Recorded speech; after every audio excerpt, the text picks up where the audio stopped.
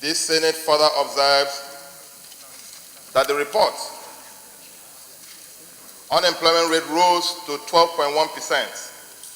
in the first quarter of 2016 from 10.4% in the last quarter of 2015. Underemployment also increased to 19.1% from 18.7% in the same period, while the rate of inflation rose from 9.6% in January 2016 to 13.8% in April 2016, with the attendant increase in prices of basic food commodities services in the country. The Senate is worried that the declining GDP and unemployment, besides the current high inflation rates, clearly shows that economic policies are not achieving desired impact and requires an urgent review to avoid further plunge in our economy. This Senate is further worried that the current economic contraction is the first major drastic slump since June 2004, which, according to the Central Bank of Nigeria, is a 12-year low, while the World Bank's position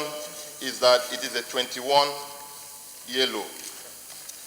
This Senate recalls that the Central Bank of Nigeria had in March 2016 deployed a contracting monetary policy, increasing benchmark interest rate from 11% to 12% and cash reserve ratio from 20% to 22.5%. The question is, why contracting monetary policy instead of expansionary monetary policy of boosting economic activities at such a critical time as this? This Senate is further deeply worried that the continued complacency of the current state of our economy, if allowed unchecked, will set the tone for a full-blown economic recession by the end of June next month, 2016, as already confirmed by the Central Bank of Nigeria in her Monetary Policy Committee meeting just of yesterday. This Senate is disturbed that the current economic situation in the country, coupled with lack of required foreign exchange to boost imports of raw materials for our domestic industries, will worsen the unemployment and the poverty situation in the country. This Senate, considering the decline in oil production in Niger Delta by 800,000 barrels a day, vis-a-vis the benchmark production for 2016 budget of 2.2 million barrels a day, owing to the vandalization of oil pipelines, in addition to the inability of the non-oil revenue collecting agencies like the Customs and FIRS to meet our revenue targets owing to the economic crunch. And this Senate convinced that with the current economic slump, meeting the key budgetary revenue projections of the 2016 budget is practically impossible. And they need to have a rethink